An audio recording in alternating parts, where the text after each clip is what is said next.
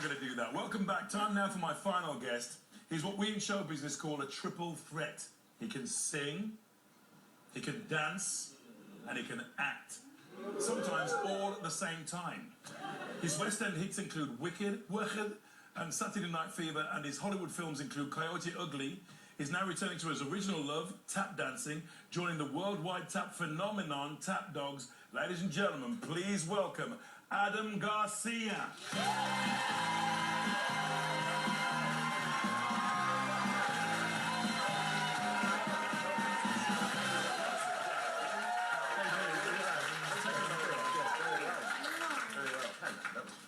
Can we get some oxygen for Colleen, please? Just, do you want to...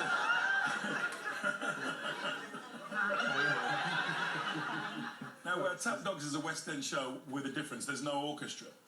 No. It's just there's 6 of us on stage and we make a lot of noise, hopefully quite nice noise. And then we have 2 amazing female percussionists that join us as well. Fantastic. Yeah, so it's all... Did you forget your shirt, or...? I hid it. Again? And the show's already been seen by 11 million people. Yeah, it's been going for about 15 years. The choreographer Dean Perry started it around 1995, and it's toured the world. It's gone pretty much everywhere. And you worked with the choreographer when you were 16 years old, is that right? Yeah, I met him at dance school. He came and taught me, and he started this group called Tap Dogs before even the show started, and he asked me to be in that, and he sort of got my career started. I first came over to the West End with a show called Hot Shoe Shuffle, and he choreographed that, and then I decided to stay. What was it like doing Tap Dogs at the Olympics, the Sydney Olympics? Oh, that was one of those things where I first didn't quite get it. You just sort of, you do the rehearsals, and the rehearsals were a shambles, and we got nothing right.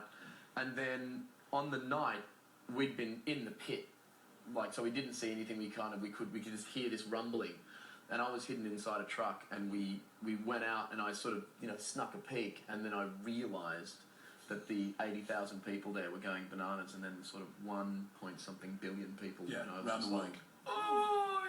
And luckily I didn't have time to think. They pushed me up in this thing in the middle of the arena, and I was like, I just got to move my feet. Just keep moving your feet. Keep moving your feet. There's an awful lot of people out there. Yeah, it was a real honour, actually. It was a wonderful privilege. You guys smashed it. And then, who do you play in the show? Let's talk about the show.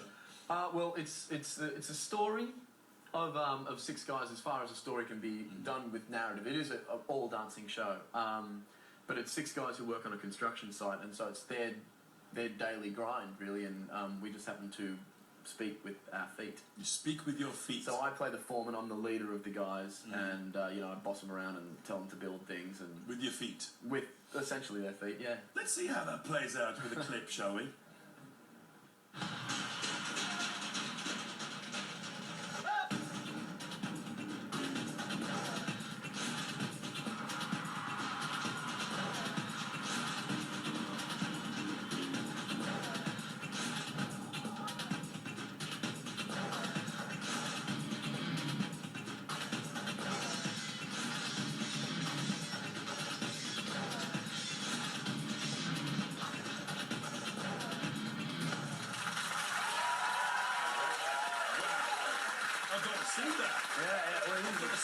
Yeah, it's very industrial, it's very rock and roll, it's quite sort of macho. I've seen building sites like that. Looks good. Yeah.